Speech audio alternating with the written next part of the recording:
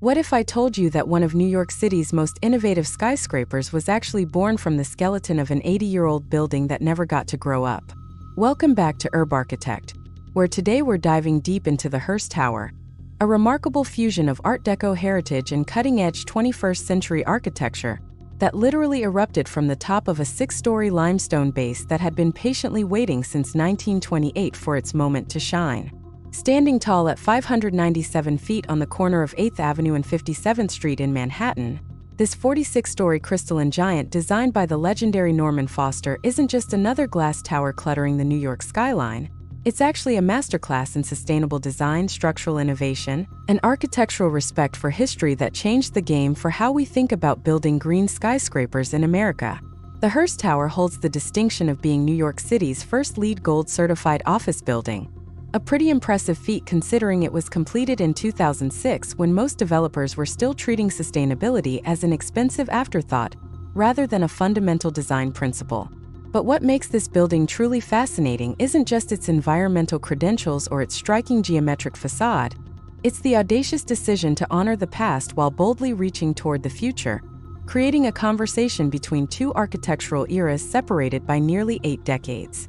So buckle up, because we're about to explore how Norman Foster and his team pulled off one of the most technically sophisticated and contextually sensitive skyscraper projects in modern architectural history, and why this building deserves way more attention than it typically gets in discussions about New York's iconic towers.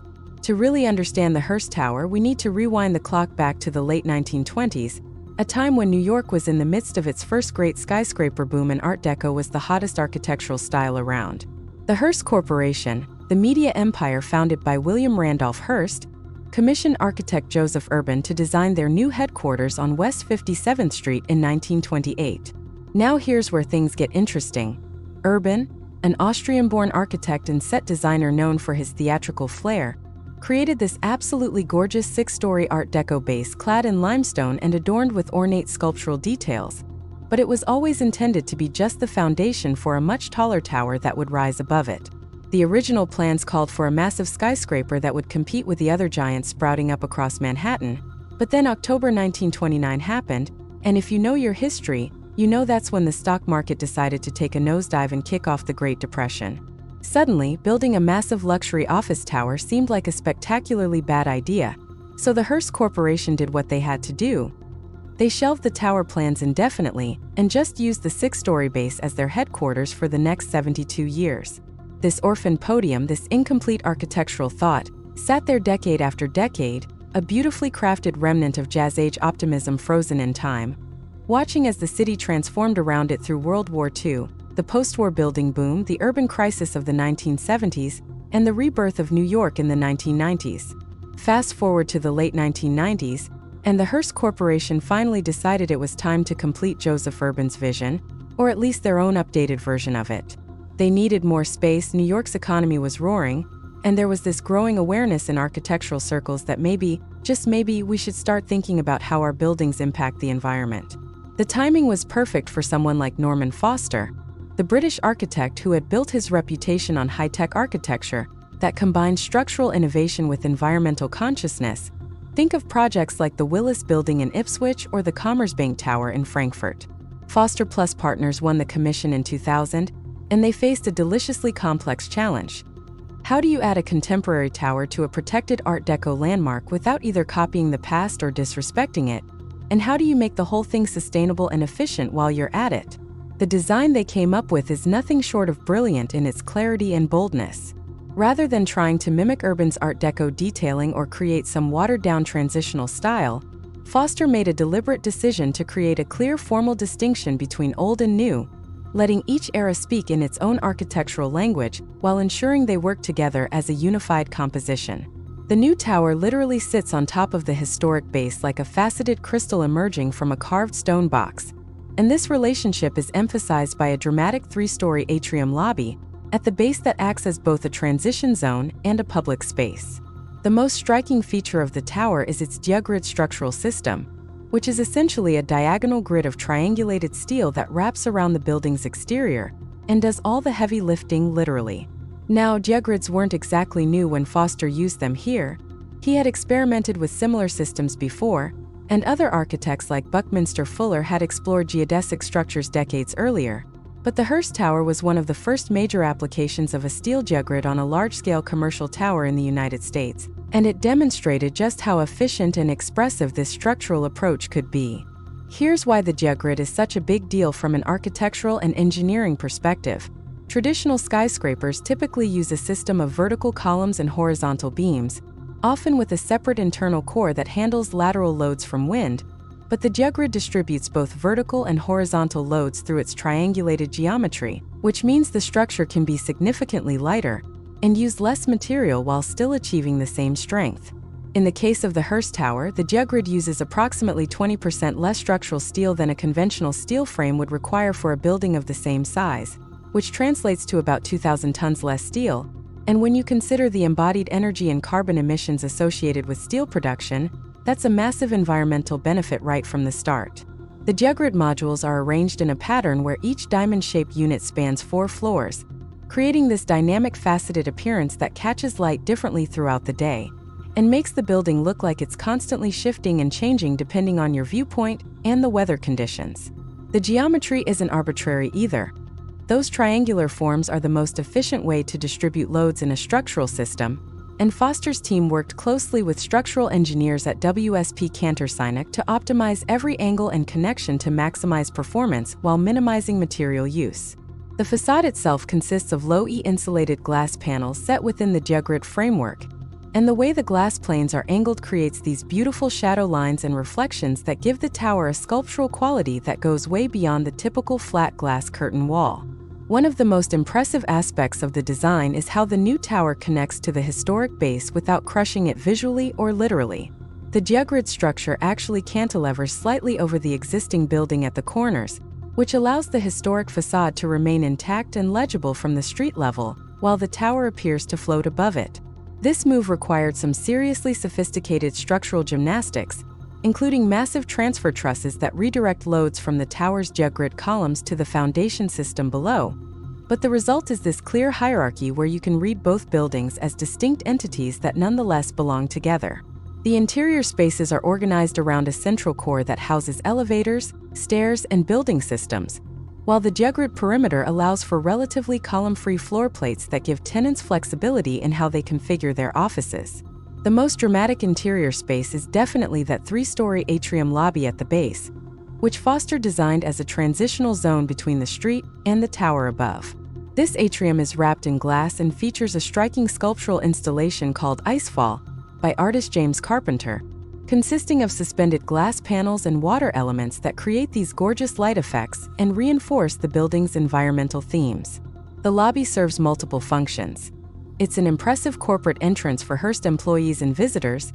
It provides a sheltered public space that enhances the pedestrian experience on 57th Street, and it acts as a visual and spatial buffer that allows both the historic base and the modern tower to maintain their individual character while clearly belonging to the same architectural composition.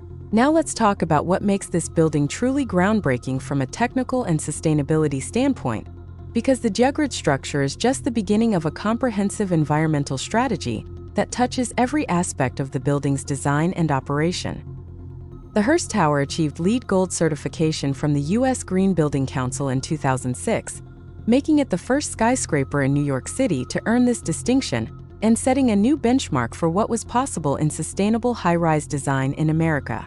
The sustainability features start with that structural efficiency we already discussed, using 20% less steel than conventional construction, but they extend to virtually every building system. The building's energy performance is enhanced by a high-performance curtain wall with low emissivity glass that reduces heat gain and loss while maximizing natural daylight penetration, and the angled facade panels actually help with sun shading depending on orientation. The HVAC system uses an underfloor air distribution strategy that's more efficient than traditional overhead systems because it delivers conditioned air directly to occupied zones rather than conditioning entire ceiling plenums, and it gives individual users more control over their thermal comfort. One of the coolest features, and I mean this literally, is the building's ice storage system for cooling. During off-peak nighttime hours when electricity is cheaper and the grid is less stressed, the system makes ice that's then stored in tanks in the basement, and during the day that ice is used to help cool the building. reducing peak electrical demand and lowering operating costs. The building also incorporates a rainwater collection system that's integrated right into the structure. Rainwater is collected on the roof, stored in a 14,000-gallon tank in the basement, and then used to irrigate the landscaping, supply the cooling tower, and even create that water feature in the lobby. Over the course of a year, this system can save hundreds of thousands of gallons of municipal water, which might not sound like much in a city surrounded by rivers, but when you consider the energy required to pump, treat, and deliver that water, the savings really add up. The building also diverted about 80% of its construction waste from landfills through recycling and reuse programs, and it incorporated recycled and regional materials wherever possible to reduce embodied energy and transportation emissions.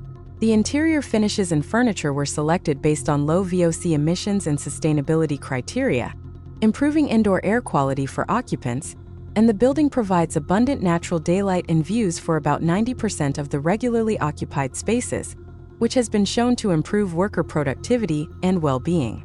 From a structural standpoint, the diagrid system required some innovative connection details because each node where diagonal members meet has to transfer forces in multiple directions simultaneously, while also accommodating the building's geometry. WSP Cantor Sinek developed custom cast steel nodes that could handle these complex load paths, and the diagonal members themselves are built-up steel sections fabricated off-site and erected using conventional construction techniques, which kept costs reasonable despite the unconventional geometry. The foundation system had to deal with the existing 6-story building and New York's notoriously complex bedrock conditions, requiring careful coordination between new and old structural elements and deep caissons that reach down to solid rock. One particularly clever detail is how the building handles thermal expansion and contraction. The diagrid structure can accommodate movement through its triangulated geometry, and the façade system includes expansion joints hidden within the diagrid pattern, so they're not visually disruptive. The tower's mechanical systems are housed primarily in the core and in a mechanical penthouse at the top, and vertical distribution of services is optimized to minimize riser runs and energy losses, with some systems integrated directly into the diagrid structure where appropriate. Since its completion in 2006, the Hearst Tower has had a significant impact on architectural discourse and practice, particularly regarding sustainable skyscraper design in the United States. Before Hearst Tower, LEED certification for high-rise buildings was still relatively rare, and many developers and architects viewed sustainable design as an expensive add-on rather than an integral design approach. But Foster demonstrated that with smart thinking from the beginning of the design process, you could achieve high environmental performance without sacrificing aesthetics or breaking the budget. The building won numerous awards, including the Empora Skyscraper Award in 2006 and various sustainability and design honors from professional organizations, and it's been widely published and discussed in architectural media as an exemplar of how to integrate old and new architecture respectfully while pushing technical boundaries. Critical reception has been largely positive, with most critics praising the boldness of the formal approach and the sophistication of the environmental systems, though some have questioned whether the diagrid is truly as efficient as claimed or whether it's partly an aesthetic choice being justified on structural grounds, which honestly is a fair question to ask about any building where structure and expression are so closely intertwined. From a wider urban perspective, the Hearst Tower contributed to the ongoing transformation of the West 57th Street corridor and helped establish a precedent for how landmark buildings could be adaptively reused and expanded in ways that honor their history while meeting contemporary needs. The building's influence can be seen in subsequent diagrid towers around the world, though ironically not many have followed in New York itself, where the structural type hasn't been as widely adopted as you might expect given Hearst Tower's success. Part of what makes the Hearst Tower significant beyond its technical achievements is what it represents about architecture's ability to bridge time periods and reconcile seemingly contradictory values: preservation and innovation, historical respect and contemporary expression, environmental responsibility and corporate ambition. In a city like New York that's constantly reinventing itself and where the pressure to demolish and rebuild is relentless, the decision to keep and celebrate that 1928 Art Deco base while adding a completely contemporary tower demonstrates that you don't have to choose between past and future. You can have both if you're thoughtful about how you bring them together. The building also shows Norman Foster at his best, combining his signature high-tech aesthetic with genuine environmental commitment and contextual sensitivity. proving that sustainable architecture doesn't have to look like earth-sheltered hobbit houses or be covered in solar panels to be effective. It can be elegant, sophisticated, and urbane while still performing at a high level environmentally. So as we wrap up this deep dive into the Hearst Tower, what can we take away from this remarkable building?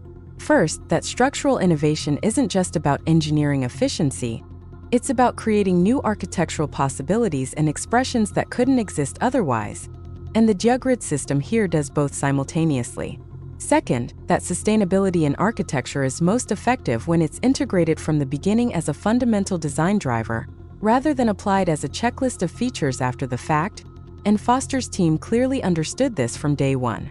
Third, that the relationship between old and new in architecture doesn't have to be either slavishly imitative or aggressively contrasting. There's a middle path of respectful dialogue where both voices can be heard clearly, and the Hearst Tower navigates this beautifully. And finally, that great architecture can be both intellectually rigorous and visually compelling, satisfying our analytical minds while also delighting our senses, which is ultimately what separates memorable buildings from forgettable ones. The Hearst Tower stands as one of the most important American skyscrapers of the early 21st century, not because it's the tallest or the flashiest, but because it demonstrated that we could build differently, more thoughtfully, more sustainably, without sacrificing the ambition and technical prowess that make great architecture inspiring. Nearly 2 decades after its completion, the building continues to perform well environmentally and remains a distinctive presence on the New York skyline, a faceted crystalline form that catches the light and draws your eye whether you're walking past at street level or viewing the city from a distance. It reminds us that architecture at its best is about asking difficult questions and finding elegant solutions, about respecting where we've been while imagining where we're going, and about creating buildings that enrich the lives of the people who use them and the cities they inhabit. If you enjoyed this exploration of the Hearst Tower and want to see more deep dives into iconic buildings that changed the game, make sure you're subscribed to UrbArchitect and hit that notification bell so you don't miss our next video. And let us know in the comments what building you'd like us to tackle next, because there are so many incredible stories waiting to be told about the architecture that shapes our world.